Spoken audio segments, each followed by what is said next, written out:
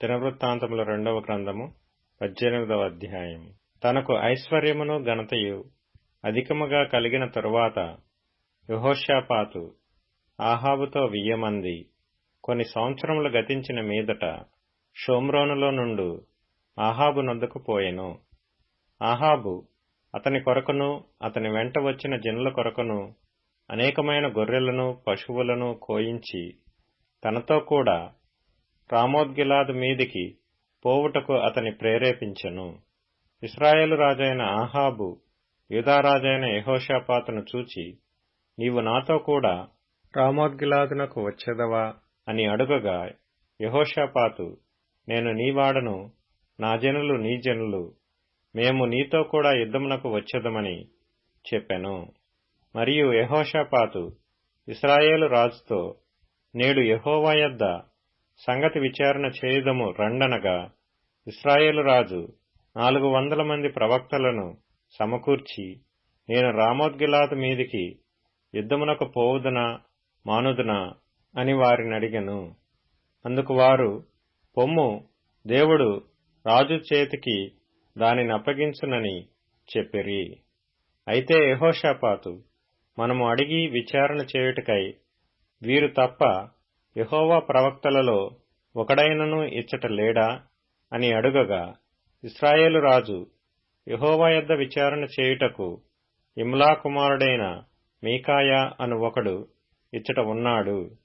అయితే అతడు నన్ను గూర్చి మేలు ప్రవచింపక నిత్యము కీడునే ప్రవచించుచున్నాడు గనుక నేను వాని యందు పగ కలిగియున్నాననగా, యెహోషాపాతు, రాజు అలాగనవద్దనెను.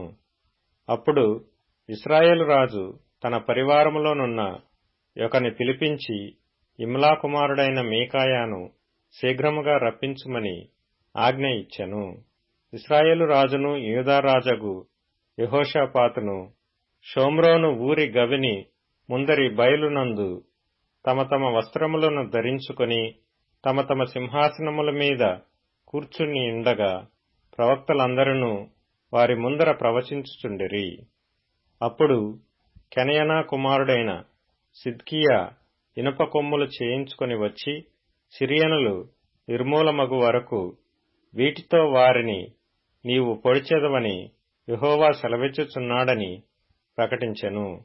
ప్రవక్తలందరూ ఆ ప్రకారముగానే ప్రవచించుచు యెహోవా రామోత్గిలాదును రాజు చేతికి అప్పగించును, దానిమీదికి పోయి జయముందుము అనిరి. మీకాయాను పిలుచుటకు పోయిన దూత అతని కనుగొని, ప్రవక్తలు రాజు విషయమై ఏకముఖముగా మేలునే పలుకుచున్నారు, దయచేసి వారి మాటను వారి మాటలకు అనుకూలపరిచి మేలునే ప్రవచింపుమనగా, మీకాయా, యెహోవా జీవము తోడు నా దేవుడు సెలవిచ్చినదేదో దానినే ప్రవచింతునని చెప్పెను.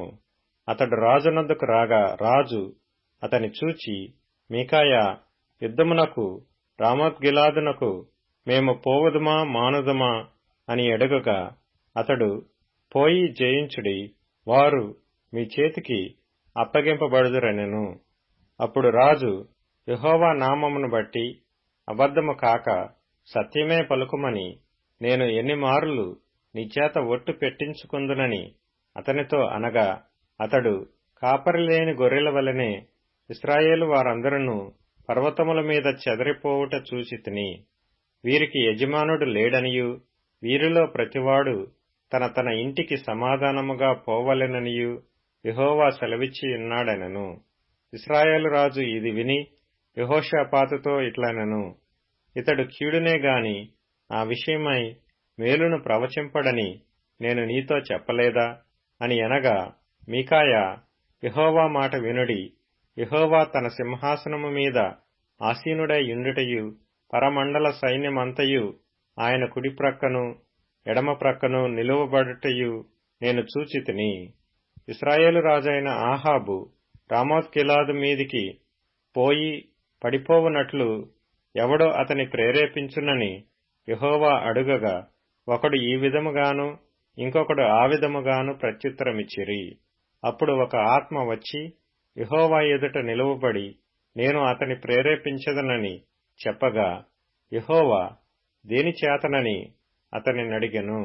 అందుకు ఆ ఆత్మ, నేను బయలుదేరి అతని ప్రవక్తలందరి నోటను అబద్ధములాడు ఆత్మగా ఉందునని చెప్పగా, యెహోవా, నీవు అతనిని ప్రేరేపించి జయింతువు, పోయి ఆ ప్రకారముగా చేయమని సెలవిచ్చెను.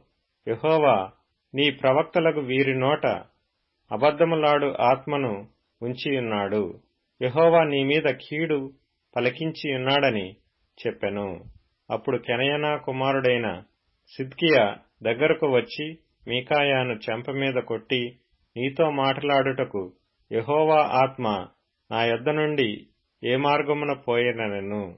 అందుకు మీకాయా, దాగుడుకై నీవు లోపలి గదిలోనికి వెళ్ళు దినమున దాని తెలుసుకొందువని చెప్పెను.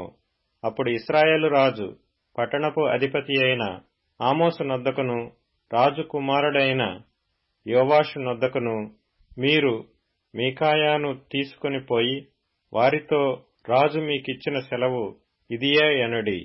నేను సురక్షితముగా తిరిగి వచ్చు వరకు వీనిని చెరలో పెట్టి శ్లేషాన్నపానములు ఇయ్యుడి. అప్పుడు మీకాయా ఇట్లనెను, నీవు సురక్షితముగా తిరిగి వచ్చిన ఎడల యెహోవా నా ద్వారా పలకనే లేదని చెప్పి సమస్త జనులారా ఆలకించుడనెను.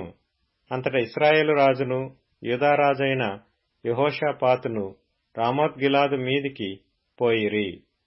ఇశ్రాయేలు రాజు, నేను మారువేషము వేసుకొని యుద్ధమునకు పోవుదును, నీవు నీ వస్త్రములనే ధరించుకొనుమని యెహోషాపాతుతో చెప్పి తాను మారువేషము వేసుకొనెను. తరువాత వారు యుద్ధమునకు పోయిరి. సిరియారాజు, మీరు ఇశ్రాయేలు రాజుతోనే యుద్ధము చేయుడి, అదములతోనైనను అధికులతోనైనను చేయవద్దని తనతో కూడానున్న తన రథాధిపతులకు ఆజ్ఞ ఇచ్చియుండెను. కాగా యెహోషాపాతు కనబడుటతోనే రథాధిపతులు అతడు ఇశ్రాయేలు రాజు అనుకొని యుద్ధము చేయుటకు అతని చుట్టుకొనిరి. గాని యెహోషాపాతు మొర్రపెట్టినందున యెహోవా అతనికి సహాయము చేసెను. దేవుడు అతని యొద్ద నుండి వారు తొలగిపోవునట్లు చేసెను. ఎట్లనగా రథాధిపతులు అతడు ఇశ్రాయేలు రాజు కాడని తెలుసుకొని అతని తరుముట మాని తిరిగిపోయిరి. అప్పుడు ఒకడు గురి చూడకయే తన వింటిని ఎక్కుపెట్టి ఇశ్రాయేలు రాజును అతని కవచపు బందుల సందున కొట్టగా, అతడు, నాకు గాయము తగిలినది, నీ చెయ్యి త్రిప్పి దండులో నుండి నన్ను కొనిపొమ్మని తన సారథితో అనెను. ఆ దినమున యుద్ధము ప్రబలమాయెను. అయినను ఇశ్రాయేలు రాజు అస్తమయము వరకు సిరియనులకెదురుగా తన రథమునందు నిలిచెను. ప్రొద్దుగ్రుంకు వేళ అతడు చనిపోయెను.